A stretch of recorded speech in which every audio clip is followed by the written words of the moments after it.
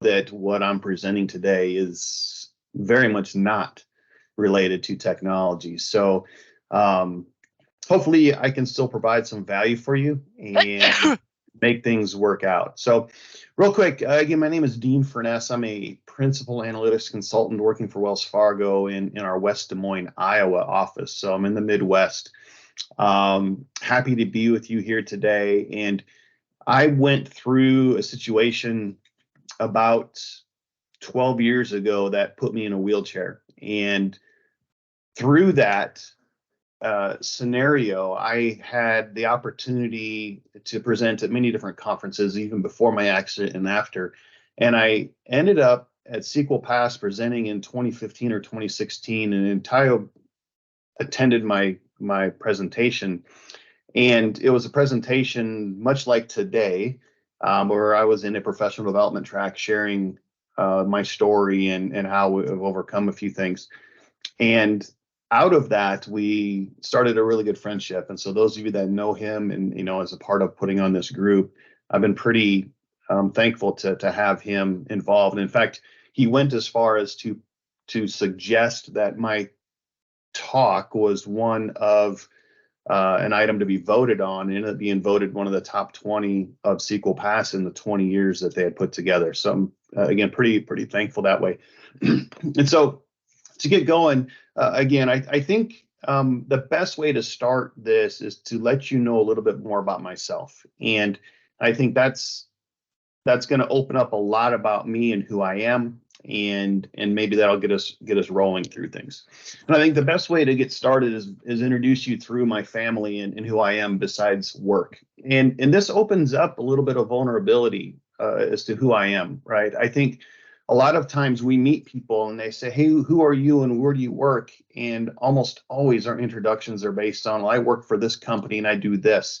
But very rarely do we get beyond that in terms of who we really are. And so I'm very proud to be a husband to my wife, who's right behind me, and a parent of my daughter and two adopted daughters and a couple of son-in-laws. I'm very excited to be able to coach high school girls basketball in a wheelchair. I think at work I'm a good teammate, and yes, I'm a paraplegic, and this year I'll be completing my 15th marathon in my wheelchair. And that's a big part of my background and my presentation in terms of how I was able to pull those things together. And from a day perspective, I work with Power BI and SQL and have almost all my career, specifically in the Microsoft stack of data tools. We were just talking earlier, my career started in 1994 working through SQL. And I work really hard to take data and try to help it tell a story to help our organization make change. And thankfully, I have that opportunity. So again, I think one of the things that's interesting about why I wanted to start here is I was once asked, specifically when I had an opportunity to be on the stage at TED, I was asked to provide a profile of myself. And it's very hard to do that without using where you work and what you do for work. And if I want to challenge you initially through some things when you start meeting people out in the world, is to maybe start presenting yourself and introducing yourself in that manner as opposed to what you do as a profession. And I get that opens up some vulnerability, but I think for me, again, it's very powerful to do that. You start letting people into your world, and you have to trust a little bit that they aren't going to look at you differently because you've shared those things. But I think it makes all the difference in the world for me. Now, having said that, there's a lot about who I am that intermingles with the things that I have in the top left, along with my professional career. And all of that, in my opinion, is just average. There isn't a whole lot about what I do that I feel is any different than anybody else. Yes, it just so happens that I had an accident and I've been able to recover from that. But a big part of what I want to talk about today is I hope what you see is that I'm no different than anybody else. I wanted to put this slide together to, again, start to bring together how things came about for me. In 1994, I have a college degree. I'm an average guy. I only have an undergrad. I don't have a master's degree. A couple of years ago, I was lucky enough to be granted an honorary doctorate by my alma mater, but that has more to do with what I've done in life as opposed to study. I worked in a financial services firm at Principal Financial Group, starting with DB2 and SQL Server 425 way back in the mid 90s. Even played around with this thing called Sybase, if anybody's ever used that in the past. I'm showing my age a little bit. I moved quickly to Blue Cross Blue Shield of Iowa. I got married and had my daughter. And then I stumbled into this company called Quillogy. And at that time, I had been given the opportunity to do consulting work, but I also was challenged to get, again, I'm going to date myself, an MCDBA, and I was a Microsoft certified trainer, a Sybase certified trainer, an Oracle certified trainer, and along with the consulting work, doing a lot of the teaching of those classes as we got into things. Partway through that, I adopted 2 daughters, and so now I have 3 daughters in our family, and things were going wonderfully. You think about how, again, life goes for many of you. You go invest in your kids' little leagues, and you invest in your family, and so on. And soon, around 2010. The owner of our company, Quillogy, sold the company, and I took the opportunity to then become an independent contractor, and I joined in at Wells Fargo. Well, give me 1 sec, Dean. Dean, 1 sec, okay? Yep. Hey, Kit, can you please turn off your camera? People are trying to reach you on the chat room too, so thank you. Sorry, bud. Yeah, no good, no problem. And so in 2010, I became an independent contractor and started my own business, and I was lucky to have Wells Fargo as my contract. And in the middle of that contract, I had my accident and became paralyzed. And there's a story there about what Wells Fargo did for me to keep me on as a full-time employee. But as you see, after that accident, there are many, many other things that happened to me. I got into coaching. I started doing the marathons, and many, many marathons. And I was lucky enough to again have TED, to have an opportunity to speak at TED. I bring this up again is that hopefully some of this looks familiar. You go through multiple jobs, your life is intermingled with that. But I think the main thing that is going to start to change things is what happened in 2011 for me and that particular accident. So with that in mind, let me jump in and show you what had occurred. So again, I'm in Iowa. I'm in the Midwest. And a big part of our livelihood in the Midwest is with livestock and living on the land and an acreage. And the top picture here is a view of my property from Google Earth. This is our house, and the distance from the house to this barn, if you will, this shed, is maybe 50 feet to 100 feet. It's very, very close. And on December 14th of 2011, I came home and I told my family I was going to go do chores and feed our horses. And that meant that I was going to take a large bale of hay in my tractor and lift it over the fence and feed the horses. And so I traveled out of the barn. I ended up getting into the barn to grab one of those bales of hay, and right at this orange circle, I had my accident happen. So what took place was, it was a gorgeous day. In Iowa in December, we freeze in the night and then we thaw out in the day, and it's warm and it's cool and it's warm and it's cool. And on this given day, it was really, really warm out. And as I was backing up out of this shed, the bale on the tractor went up and up and up and up and eventually fell off and crushed me in the seat of the tractor.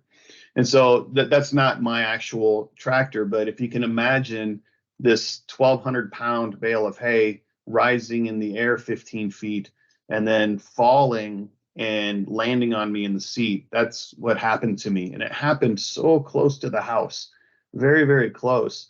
And, there I was. I was very lucky because I didn't see it happening. I was looking backwards, trying to understand where I was driving the tractor, and the bale landed on me and then bounced down on the ground. And what's interesting is I didn't get knocked out. The seat of the tractor broke and I ended up sitting down in this area here. Whoops, we'll go back down in this area here, and I couldn't feel my legs. And I sat there with my arms around the steering wheel, trying to hold myself up, trying to figure out what had happened. And I was there for about 45 minutes. I waited for my wife to come home. I tried yelling. Nobody heard me. As close as I was to the house, there was nobody that could hear that I was there. But when she got home, we called 911. I had the ambulance come in, and sure enough, we moved forward there. So the hospital was a helicopter ride away, and I arrived at the hospital, and before too long, I was in the middle of getting my X-rays and figuring out what had happened to me. Now, while I was sitting there, I'm trying to understand what had gone on. I mean, certainly I was in pain, but my legs, I couldn't feel them. I was trying to touch them with my hands, and I could touch something, but my legs didn't respond back as if I knew that I was touching them. And you don't really know what paralysis is, I guess, until you go through that. And sure enough, when you look at my X-rays, you start to see what had happened. So real quick, this is my vertebrae, and you can see that it had broken. And this is a really good picture from the side as well. This is right where my rib cage comes together. And if anybody knows anatomy, it's about a T5 or T6 vertebrae. And what had happened is that this white area here is my spinal cord, and you can see that it was severed where the break happened. And as a result, I am permanently unable to use my legs or any muscles or any bodily functions below that part of my chest. After a while, a couple of days, they did surgery, and they put a couple of rods and screws in my back to hold me up. And that's pretty much what happened. The interesting thing about this, and I make light of it a little bit, but all I really did was break a bone. And the problem is that it's a pretty important bone, obviously, but I didn't have any internal injuries. I didn't have any internal bleeding or whatever. I mean, my wife would even comment a lot of times it looked like I wasn't even hurt. I didn't have any bruising. It just so happened that I got really lucky in terms of how that accident happened. And so I spent the first 4 weeks in Des Moines in the hospital. It was a general hospital. It wasn't a spinal cord injury hospital like I know they have in Houston and so on. In those first 4 weeks, I became pretty frustrated, and my wife would spend a lot of time challenging me to get my eyes up and to start thinking and looking forward. I can't say that I was depressed. I could see where people might think that I became depressed, but I think more than anything, I began to realize that my time in the Des Moines hospital needed to change. So as an example, if you get a very serious scenario where you might have cancer, you're going to go to the cancer doctors. You're not going to sit at your general doctor. If you have something that's going on that takes a specialty like an ACL and your knee needs surgery, you're going to go to that specialist. Well, in Des Moines at that hospital, I wasn't with any spinal cord specialist, and my wife spent many hours fighting for me to get transferred. And eventually I was transferred to Denver, where I had a chance to be at a hospital called Craig Hospital. And before you know it, I was surrounded by 30 or more others that were in wheelchairs that had recently been through a spinal cord injury. And that really began my recovery. I was in Denver for 6 weeks or so. So my accident happened in December, and by the end of February in 2012, I was back home. And next thing you know, I was thrown right back into life. So I had a great career. I had a great job. I had been used to getting in to conferences and presenting on stage, used to literally walking in and taking over a room. And now here I was in a wheelchair, and I had to relearn so many things, let alone how to live and how to be around home. Now, keep in mind, I live on a farm, and so in a wheelchair and having to deal with those things, there's a lot of adjustment that happened there. And it took me about 5 years to figure out how to make things work and to pull things together. And it wasn't until I learned how to readjust how I was attacking my day before I realized that I could start making things happen at a much better pace. And so, given that background, I'll quit giving all those details. We can talk about that later on. I want to talk about how I've been able to change my approach to things and how it's an everyday thing, and how for me it's made all the difference in the world. And it's really focusing on this word average, and how I approach those parts of my day as just being an average normal day, and how I can excel through that. This picture, by the way, is from my time at TED. I'm coming up with 4 million views, and you can go and find that out there and spend 12 minutes of your day looking at it if you wish. I was lucky enough to have an opportunity to present a talk and be selected to be on stage, and what a crazy experience that was, and just a great opportunity for me to explain a lot of the things that I'm going forward with, and so on. So let's get started with So is there a link to that, Dean? Just go to Is it- TED.com and search for my Okay. name. Yeah, and you'll find it. And I can share that with you to share with the group as well. It's pretty easy to Okay, get. no worries. I'll look for it. Yep, sure thing. And through that, I was lucky enough for this to be a top 20 talk of 2020. So again, pretty excited that around the world and all the TED Talks and COVID going on that year, that I was lucky enough to have enough visibility on my story. And so let's kind of rewind a little bit and talk about the accident a little bit. So when I went to Denver, I was flown to Denver to the hospital in a little airplane. It was the pilot, my wife, a doctor, and me. That's as small as the airplane was. We landed in Denver. I went to the hospital and I met my doctor, who was also a paraplegic. And there's something about that that's really interesting, because I knew right away that I was going to be in a much better situation, knowing that he has been through that situation before. I mean, imagine you're learning to be in a wheelchair and your doctor's already in a wheelchair, and that allowed me to really lighten some things up. But one of the things that took place that I think is kind of telling is, in the hospital in Denver, we had 8 hours of therapy every day. We would get up for breakfast. We would go to a first session called fit class, where we would work on strength and conditioning, where they put us in the weights, they put us in the arm bikes, they did everything to get our heart rate elevated, and that was for the first hour. We left fit class, we went to another class called mat class. Mat meaning we are on large tables that were soft cushion mats, then we would stretch out. The next hour was physical therapy. Then we would have lunch, and then we'd move into a classroom for an hour. We would have occupational therapy after that, which we'd learn how to use the kitchen and laundry and so on. And we would end the day with wheelchair class. And wheelchair class was literally learning the skills of how to be in a wheelchair. And on the whiteboard in that class was our name and a whole list of skills that we had to check off that we could complete as we progressed through the course. And wouldn't you know it, the very first skill we had to learn is how to do a wheelie in the wheelchair.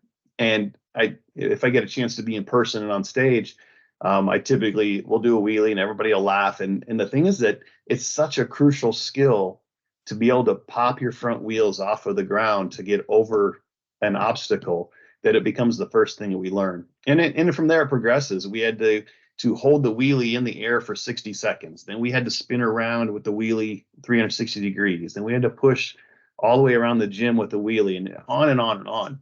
And the point is that in that environment, it's not just me doing that work. I'm surrounded by many, many other people that are involved. And one story in particular woke me up to this trap that I was falling into. I would spend so much time thinking about what I used to be able to do. Oh, wow, I'm not going to be able to do this because I'm on a wheelchair. How come I can't do the things that they're doing because I'm in a wheelchair? And all those things that I would do before that accident were no more, at least in the way I used to do them. And so one of the first days, we went to that first class of the day called Fit Class, and we had an opportunity to break up into teams and have a little competition, and which team could do the most repetitions and lift the most weight. And it was my first week in Denver. And I thought, I'm going to show these guys I can go ahead and compete, and I'm going to be like them, and I'm going to beat them and compare myself to them. And, my team won. We did really well. But in the end, I only hurt myself because I became so sore from lifting the weights and trying to be more than I should have at the time. And I started to realize that the more that I was comparing myself to everybody else, the more that it was holding me back in my ability to recover. And so as I started looking at all of those things, it was not just what everybody else was doing, but it's what I used to be able to do. And I had to find a way to forget who I was. And that might seem really interesting or hard, but I wasn't who I was before. It's not that I wasn't walking and that wasn't the big deal. It was that I just had to relearn a lot of things and start solving problems differently. And in the end, I had to learn patience. I had to rely on many people, and find new ways of achieving the things that I wanted to achieve. And what I figured out through that was I started to build on this idea of what average was and what I could expect from myself on any given day as we started pulling things together. So with that in mind, let me break that down a little bit and see if I can get you to understand how things can work out in that way, right? So I want you to think about average a little differently. Originally, I looked at average as a way to describe who I was. An average day for me was horrible. I was in a wheelchair. I didn't like who I was. I was tired of comparing myself to everybody else. I was just average in that group. And if you think about that, next time you're with a friend, to go up and say, hey, thanks for being an average friend, or wow, you're such an average brother or sister or parent. It doesn't feel good when you use that word, right? We've been raised to think about average as just that. It's run of the mill, nothing spectacular. And I believe that most of our upbringing, we've been challenged to be the best and to make the team and try to look the best and have the fast car, all these things that we're focused on comparing to what everybody else had and what everybody else was. And I think that one mistake for me in my recovery pulled me back, and finding a way to get over that was a huge opportunity. And so what I figured out, if I forgot about everybody else and I thought about what a regular day meant for me and what average meant for me, I started to twist it around into having it become a noun. So rather than me being average, I started thinking like, I have an average, right? I know for me what an average day is. I also know that I have the ability to impact that it's in my control to have a better day or a worse day and in effect impact my average. It was up to me to decide if the day was better or not. And so as we start putting those things together, I think back to the time in Colorado. We had hour after hour after hour of recovery sessions and learning sessions. I had every opportunity to look down on myself, to feel negative about myself initially. And then when I figured things out, I started to understand that, no, this is all about making me a little bit better. So if today I can do a little bit better than yesterday, my average would increase. And if today was a little worse than yesterday, that's okay. The average came down, but it was really up to me to decide how I could change those things around. And that's where it gets to be interesting, right? I focused on what I could control. I focused on how things could work for me.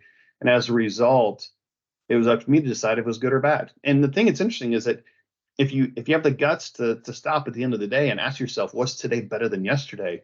And honestly answer that question, then you can start to figure out where things are at. Now, keep in mind, my average, my everyday has nothing to do with what anybody else is doing. And my average isn't good or bad compared to anybody else. It's just mine. It's something I own and I possess, and it's up to me to determine if things are going to work the way that I want.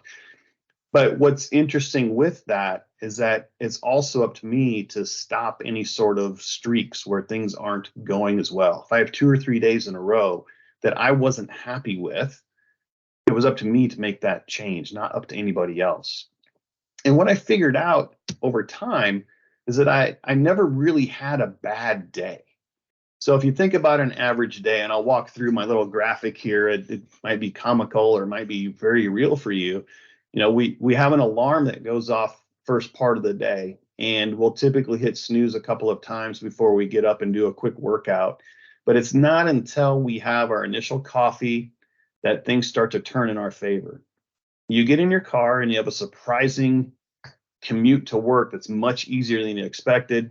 And next thing you know, you're in a team meeting at 10 a.m. and something's broken, a report doesn't look right, a system is down, and everybody's upset. And you go off to lunch. And for some reason, you go to lunch and you seem to hang on to that bad event, and you keep worrying about it and worrying about it for 2 or 3 hours. And before long, it's not until you have another meeting and things turn in your favor. You decide to get in the car and head to your child's school event, only to have traffic stop you to be late to the event. And it's not until you have a meal and have game night with your family that things start to turn again for you. You struggle to get to sleep, only to have the neighbor's dog wake you up before you get back to sleep, and it starts all over again. And I kind of make light of this, but there's so many things about this day that in my world are very real. And one of the things in particular that I want to call out in terms of how this all works is that we often have those meetings that go bad. And it's this time in here that concerns me, right? How often do we end up in a meeting and we hang on to it for 3 hours, or something happens and first thing we do is we post on Facebook that, oh my gosh, this is terrible, or my lunch was terrible, or can you believe that this person cut me off in traffic? And frankly, most people probably don't care. You might feel better about yourself, but it'd be a lot better if you found a way to just move on from that. And so if I lay this over the top of the time I had in Denver at the recovery, I'll share a little too much here, right? So again, being vulnerable. One of the major challenges of being paralyzed is I lost control of my bladder and my bowel. So for me to go to the restroom, I had to be on a timer. When the watch said it was time to go to the bathroom, we went to the bathroom. The problem is that we had to learn to regulate how much coffee we drank and how much water we drank. Otherwise, we would soil ourselves. It was very often in the early days that I would go to fit class and do my weight training, and then on my way to the next class, I would soil myself. And I had a decision to make. I could sulk about it and I could waste 3 hours complaining, or I could hustle, get up to my room, change clothes, get cleaned up, and still make the back half of that class. And after a couple of days of figuring that out, I realized that the more that I could compress those bad things that happened, the more I had time available for good things to take over in my day. So a lot of what is very real for me today is how quick can I move on for those things that aren't pleasant? How quick can I compress those times? And as a result, I figured out that I never had a bad day. I had parts of my day that were perhaps not, that didn't go as well as I wanted, but it was never a bad day. In fact, I'll use yesterday as a great example. I have never in my life until yesterday experienced what vertigo was. I got up yesterday and the world was spinning. I had no idea what was going on. I wasn't sick. I was able to fight through that. But on the way, I spilled my coffee. I had a corrupt Power BI file. And by lunch, I finally figured out how to fix that file. And I came home and said, enough. I don't even know how to work through things. So I took a nap and woke up. And in the end of the day, I worked on this slide deck a little bit to make sure I was ready for today. And as a result, I could have said that my day was over and ruined, but there were some things that were positive in there. And so today I wake up and things are feeling better, and here we are. How you approach those things impacts your average. If you decrease those times you focus on bad things, your average is bound to increase and make things work for you. And one of the key words that I continually work on is just the word next. So as we move into each day, there's always a next. No matter what, there's always something next coming. And the question is how quick can you put what just happened behind you so that you can move forward and get things going and effectively impact your day. This is something that we use with our girls basketball team. I was saying I help do coaching there. Basketball moves so fast. If the whistle is blown or not, you need to turn and run and go to the next thing. There's no time to roll your eyes or to argue with the referee or to yell at the coach or a teammate. It's what's next and what's next and what's next over and over again. And I think the quicker you can do that and the quicker you can compress those things down, the better off you're going to be. So now that we've gotten started, the challenge is, all right, so let's get set and get moving. And what this looks like when you focus on you and nobody else, and you define your average for yourself as a noun and not an adjective, you focus on what's next and what you can control. The next thing you know, you can start resetting your average and move yourself up and up and up. So as an example, 2011, December 14th, I had my accident. I took a big downswing and I had to relearn what average was for me, what an average day was. As I learned those things, I moved on the next. I set a new average because I was able to move things up and up and up a little bit further and further and further and higher. Well, eventually, what becomes average for me is always new every day. And from the external approach, the things that I do that are normal, people tend to think, oh my gosh, you're amazing. You're in a wheelchair and look what you're doing. And for me, I'm like, oh, it's just a regular day, right? And it's carried over to my work life quite a bit. Like I was saying, I do SQL and Power BI and dashboards and so on. I focused a very, very much a big part of my career on understanding why I would be building the dashboard, not just building one. What's the business reason? What's the story I have to tell? How do I bring those things forward? And as we build those out, you start to have an impact on the organization more so than just a regular chart in a dashboard. And I had a manager once reach out saying, wow, this is incredible. Thanks for building it. And I wrote back one word in the chat and I just said average. And his response was, well, no, it's not. It's really, really good. And I said, well, it's just that my average is up there a little ways. And maybe it's arrogant, but it's just an attitude that I carry that I know what I'm capable of. And, his response after that was, well, I kind of like that. I'm like, well, I just try to hold myself to a little better standard because I know what I want to achieve. And so this idea of changing my focus and focusing on myself and not worrying about anybody else. They have their own battles to fight. I can focus on my average compared only to myself, make things a little better. And over time, I set a new level for myself. I increase that. I set a new level for myself. And those things that appear, what would you say? I guess really, really good for where I'm at are really just normal for me.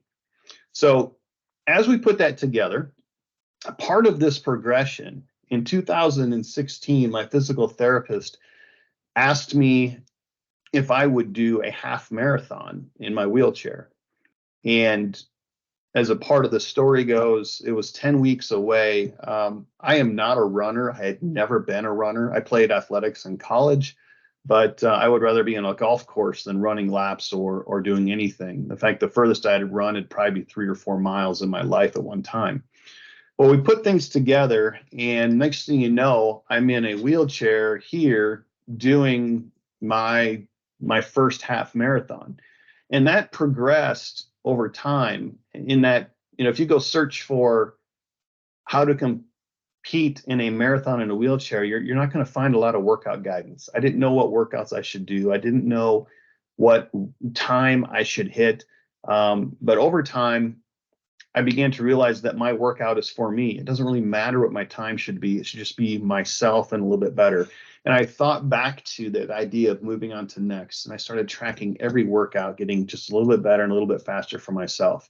Well, that progressed into, as we go to the right, getting involved in and being engaged in more and more half marathons and then full marathons to the point where today, I'll hit marathon number 15 in 3 or 4 weeks in Chicago. I've been to Boston 3 or 4 times as well, and New York City last year.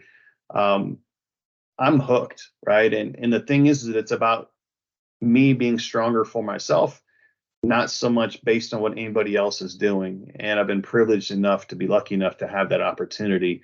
and so on. So the point is that this idea of average isn't just one aspect of my life. I'm trying to be a better parent. I'm trying to be a better husband and better at work and a better teammate. And all those things are based on the way that I feel I've conducted myself in a given day without comparing myself to anybody else and what folks might be doing.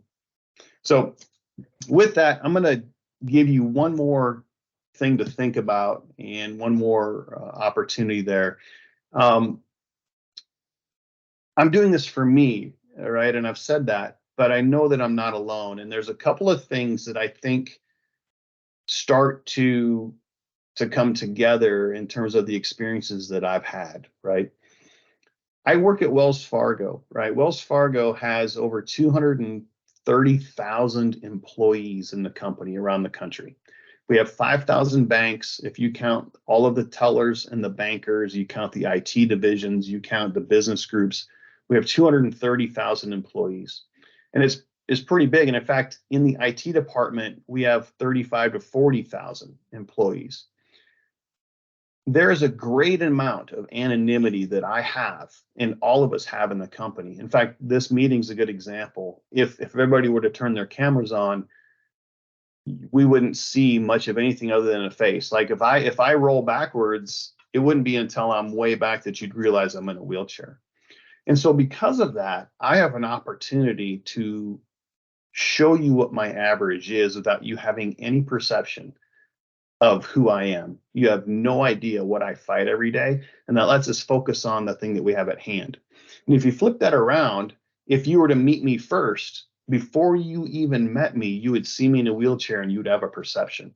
Or perhaps you think about any of the diversity and inclusion conversations that are going on. The thing that's interesting is everybody's fighting something. And it just so happens that my wheelchair is very much front and center, right? It's very much easy for people to see. But no matter what, you have to assume that everybody else is having some challenges, even if you cannot see them. Like I said before, I got really lucky that I broke a bone. I don't have my body attacking itself. I'm lucky to be healthy. It just so happens I can't use my legs.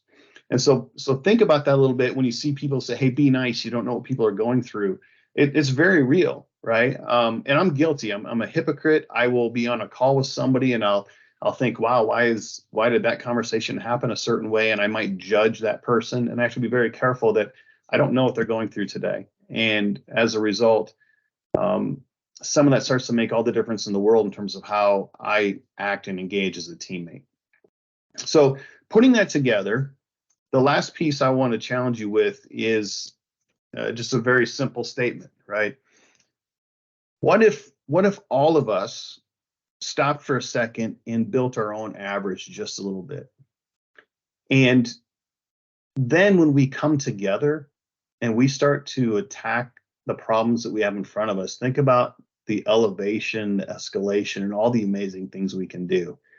And the thing is that no matter who you are, no matter how new you are to your profession or how much wisdom you have, every one of us has an opportunity to increase ourselves just a little bit. And if you do that without worrying about what anybody else is doing, you're going to have an opportunity to engage and to elevate to bring everybody forward. If everybody buys in, the entire team will have an opportunity to make things, I think, very dramatic and very much an opportunity for us to move things forward. So as an example, one of the things that we are doing in our company is that we are asking our teams and our team members to take proficiency exams to understand what level of expertise we have in different tools. So I was asked to take a proficiency exam on SQL and Power BI, and those are very easy for me, but I was also required to take one on .NET. And I don't know the first thing about application development. So I was very much a novice in .NET.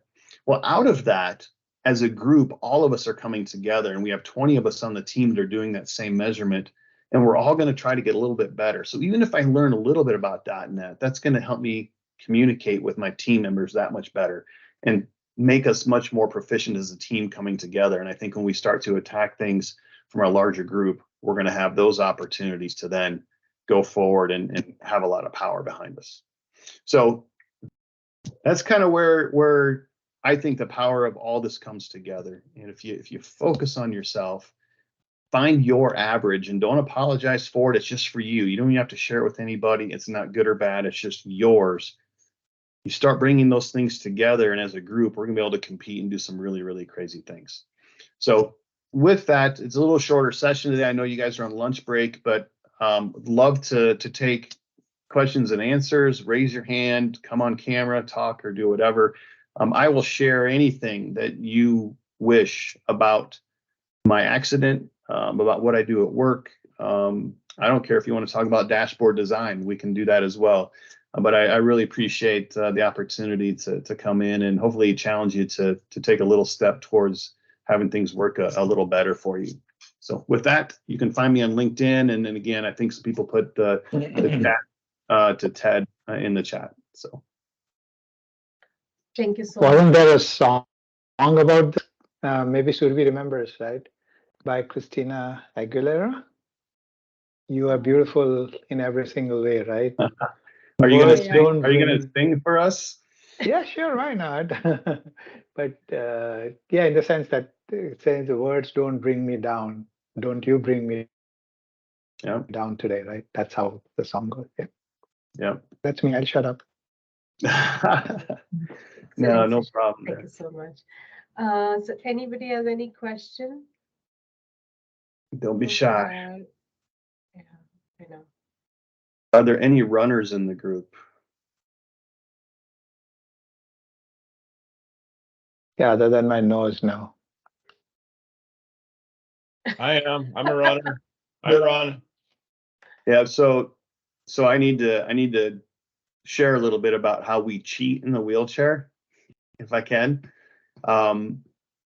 So what's interesting about the racing in the wheels is that whenever it's downhill, I don't have to do anything except ride, whereas you have to keep running. And so it sounds crazy. So when we do our racing, Chicago is a really good example. Chicago is flat. There's very few hills. It's 10,000 strokes for us to do a marathon with our arms. But if I go to Boston, the first 15 miles are downhill, and all we do is tuck and ride at times over 30 mile an hour going down the hills. And you know, we have like, yeah, Jason, I'm 51, so trust me. You know, there's many times where we'll have sub 3-minute miles going down those hills, only to turn around and be at 2 miles an hour going up the hill because it's such a grind. I don't know. My PR is a 147 marathon, and you know, when you have an opportunity to go down those hills and so on, it's pretty exciting, but it is a grind going up, and ends up being about 50 miles of training a week. And so it's very much, you know, a half marathon is a decent workout for us because it's 1 hour of work. And so it doesn't really correlate for those of you that are runners if you're putting in your different runs. And in fact, with COVID a few years ago, Boston Marathon was in October. We did Chicago Marathon on Sunday, got on an airplane and did Boston Marathon on Monday, and back-to-back days because the recovery is different. You know, the running's different and so on. But yeah, it's pretty good stuff. Wow, awesome. So if we do not have any questions, then thank you so much, Dean. Yep. It was a wonderful session. Thanks for your time. Thanks, everyone. And recording would be available by end of this week. Thanks. Bye. Take care. Thank you. Awesome session, Oh, I Dean, have- and I will catch up with you. Oh, somebody has a question.